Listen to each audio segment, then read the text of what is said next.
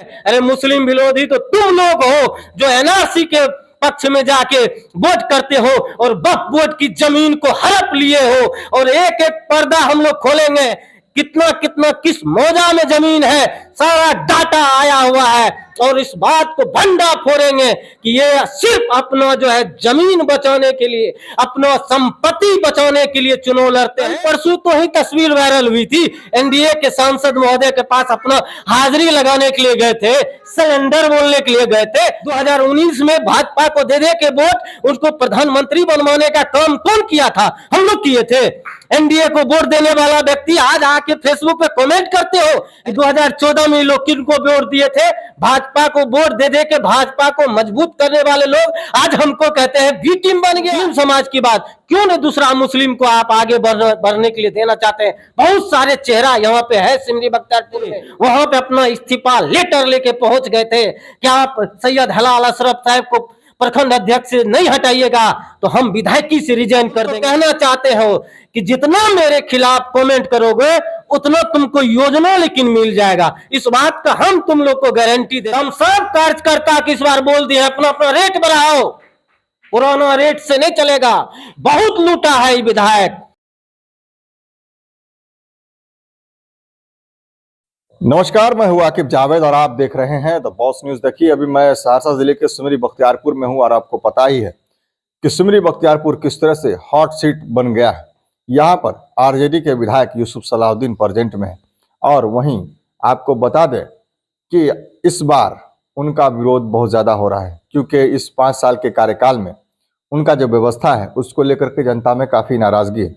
हमारे साथ पुनपुन यादव है, सामाजिक कार्यकर्ता भी है, नेता भी है। इनसे बात कर लेते हैं, क्योंकि जब इनकी पिछले बार वीडियो लगी थी हमारे चैनल पर तो इनका कुछ लोग सोशल मीडिया पर आकर के जो है कमेंट में इनको बताया गया था कि ये मुस्लिम विरोधी हैं, ये यादव और मुस्लिम कर रहे हैं। तो आइए इन्हीं से बात कर लेते हैं कि क्या कहना चाहते हैं। जिस तरह से कुछ लोग आपके चैनल, हमारे चैनल पर आकर के आपके बारे में बोल रहे हैं कि ये मुस्लिम विरोधी है, मुस्लिम के लिए उल्टी सीधी बातें कर रहे हैं, चुनाव का समय है, यादव मुस्लिम को लड़ना चाहते हैं, क्या कहना चाहते हैं? देखिए, हमारा खिलाफ जो है ना सिमरी बख्तियारपुर का एक भी युवा नहीं है, एक भी ना मुस्लिम समाज का युवा मेरे खिलाफ बोल रहे हैं, ना यादव समाज के युवा। जो पढ़े लिखे युवा है मुस्लिम समाज में भी, वो भी समझदार हैं, वो भी बैठ के सिर्फ देख रहे हैं। जो यादव समाज के युवा हैं वो भी बखूबी सभी बात को समझ रहे हैं। सिर्फ लिखने का काम कौन कर रहे हैं? जो 10 गो, मैं बार बार कह रहा हूँ कि विधायक का जो पिछलग्गू 10 गो है, बस वही 10 गो फेक आईडी बना के अपनी बात को वो आके तनावपूर्ण बातें वो लिखते हैं, गाली गलौज करते हैं। उसके अलावा कोई नहीं है। दूसरी बात कहते हैं मुस्लिम विरोधी, हम भी मुस्लिम विरोधी हैं। हमारी सर्टिफिकेट मांगने की जरूरत नहीं है। हमारी सर्टिफिकेट इस सिमरी बख्तियारपुर को, मुस्लिम समाज को 2020 में ही हम दे चुके हैं। और हमको विधायक कह रहे हैं, विधायक से हम पूछना चाहते हैं, आपने सिमरी बख्तियारपुर के मुस्लिम युवाओं के लिए अभी तक क्या किए हैं? आप 5 साल से विधायक हैं, पहले 5 साल का हम लोग को हिसाब दीजिए।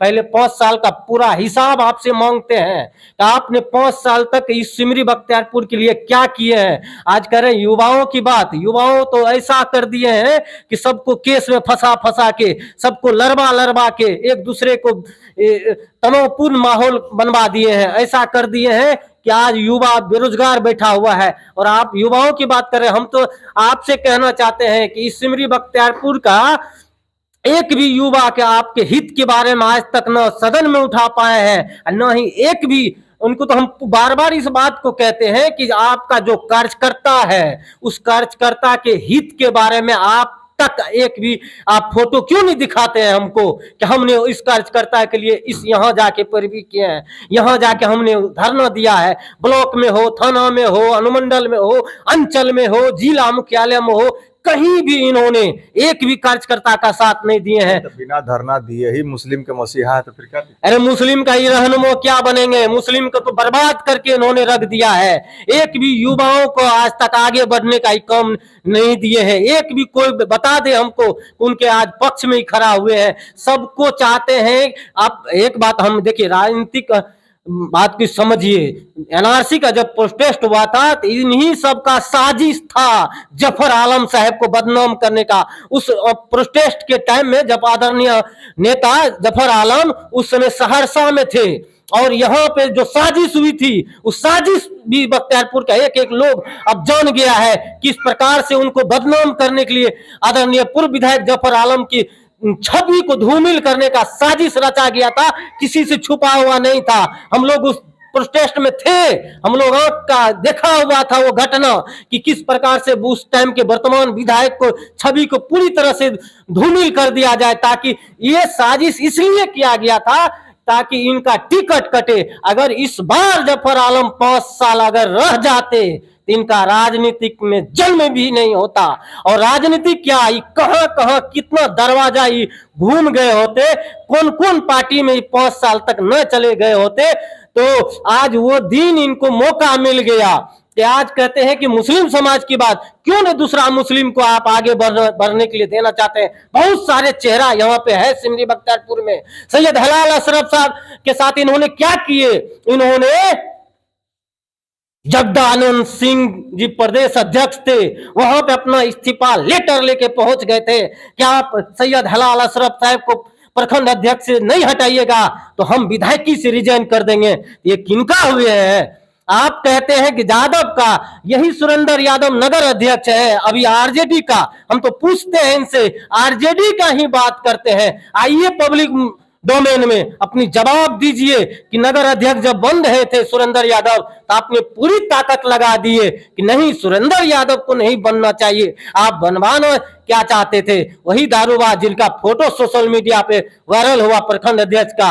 ऐसी ऐसी बातें हैं, हमसे ही नहीं पूछे, उसी में इनका भला है। और इनका समर्थक से भी हम कहना चाहते हैं, बाबू अभी तुम लोग बच्चा हो राजनीतिक में, कखारा तो हम ही तुम लोग को सिखाए हैं। सिमरी बख्तियारपुर में आज भले तुमको कोई चीज का लोभ दिया गया हो इसलिए विधायक का गुणगान गाते हो, तो हम तो कहना चाहते हो कि जितना मेरे खिलाफ कमेंट करोगे उतना तुमको योजना लेकिन मिल जाएगा। इस बात का हम तुम लोग को गारंटी देते हैं कि अब मिला भी है, जो जो रण क्षेत्र में उतरा है उसको मिला भी है। लेकिन वही व्यक्ति मेरे पास भी आके कहते हैं ये दोस्त योजना तो मिल गया लेकिन पैसबो ले रहा है, और ऊपर से गाड़ियों मांगता है, ऊपर से कहता है कि ये भी करो वो भी करो। कब तक ये कार्यकर्ता रहेंगे? सारे कार्यकर्ता तो हम लोग का है, इनका है कौन? आप दिखा दीजिए एक एक तस्वीर। और आपके बॉस न्यूज के चैनल के माध्यम से हम कहना चाहते हैं कि इनका एक भी कार्यकर्ता नहीं है। इनका जो भी है वो कब इनका साथ छोड़ देंगे उसका गारंटी मेरे पास है, इनके पास गारंटी नहीं है। और सब मेरे संपर्क का लोग है। और अब भले वो दिखावटी के लिए हम तो कहते हैं आप हमसे प्रूफ ले लीजिए। एक एक इनका कार्यकर्ता मेरे पास फोन करते हैं, सबका मेरे पास रिकॉर्डिंग है, सबकी पीड़ा मेरे पास है। वो कहते भी हैं अरे विधायक वाली बात है इसलिए, वरना आपके साथ तो हम थे ही, आपके साथ तो है भी। जब तक चुनाव भर रहने दीजिए, और चुनाव भर लोग कमाने के भी मकसद से बहुत लोग जुड़ते हैं। तो हम सब कार्यकर्ता की इस बार बोल दिए अपना अपना रेट बढ़ाओ, पुराना रेट से नहीं चलेगा। बहुत लूटा है ये विधायक, करोड़ों रुपया कमाया है, अपना सब इसको रेट को बढ़ा बढ़ा के पूरा लो।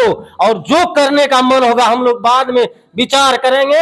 हम लोग एक संगठन से रहेंगे और मन में जो बात है वो दिखाएंगे। चुनो आचार संहिता कहे हम बोल रहे हैं, आचार संहिता का इंतजार करने के लिए। आचार संहिता तो लगने दीजिए, तब असली रंग जो है वो देखने के लिए मिलेगा। कहते हैं कि कार्यकर्ता, एक भी कार्यकर्ता इन्होंने नहीं बनाया है, सिर्फ उसी व्यक्ति को इन्होंने साथ रखने का अभी काम कर रहे हैं जो इनके पिताजी के साथ थे, जो एनडीए में थे। अपना तो बात ये करते नहीं है, एक बार भी इन्होंने किसी के मुंह से सुने हैं कि 2014 में लोग किनको वोट दिए थे? भाजपा को वोट दे दे के भाजपा को मजबूत करने वाले लोग आज हमको कहते हैं बी टीम बन गया है। हम लोग बी टीम की बात कर रहे हैं, हम लोग महागठबंधन की बात करते हैं और आपकी कमी को दर्शाते हैं, आपकी कमी को हम पब्लिक के बीच ले जाते हैं। 2019 में भाजपा को दे दे के वोट उसको प्रधानमंत्री बनवाने का काम कौन किया था? हम लोग किए थे।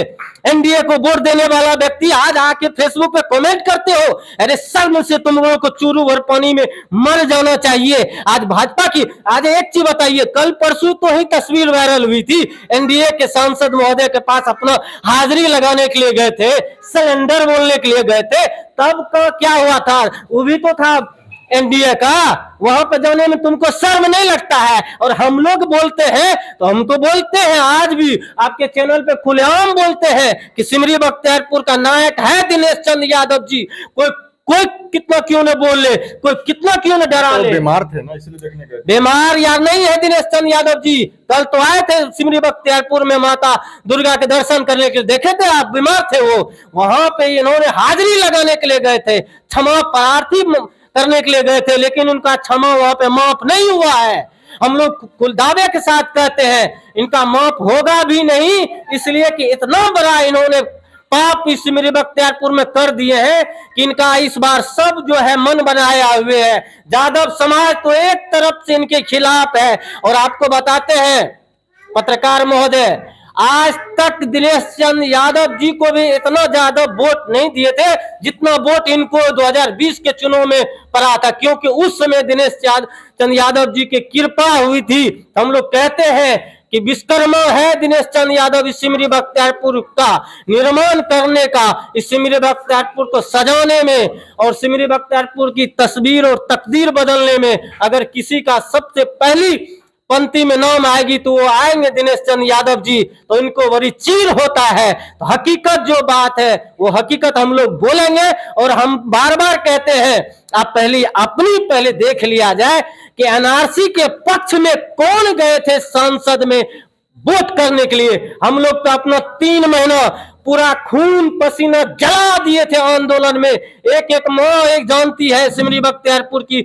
मुस्लिम माएँ जानती है, हमारी बहन जानती है, हमारी माताएं जानती है, बूढ़ी दादी जानती है कि एकमात्र हिंदू कोई अगर उस मंच पे था तो सिर्फ पुनपुन यादव था, उसके अलावा कोई नहीं था। आज हमको कह रहे मुस्लिम विरोधी है, अरे मुस्लिम विरोधी तो तुम लोग हो जो एनआरसी के पक्ष में जाके वोट करते हो और वक्फ बोर्ड की जमीन को हड़प लिए हो। और एक एक पर्दा हम लोग खोलेंगे, कितना कितना किस मौजा में जमीन है सारा डाटा आया हुआ है और इस बात को भंडा फोड़ेंगे कि ये सिर्फ अपना जो है जमीन बचाने के लिए, अपना संपत्ति बचाने के लिए चुनाव लड़ते हैं और मुस्लिम यादव के हित का कभी नहीं ख्याल रखते हैं, सिर्फ उनका खून चूसते हैं, उनको लड़वा के चाहते हैं। अंग्रेजी हुकूमत जो थे उसका अंश तो इनके अंदर है।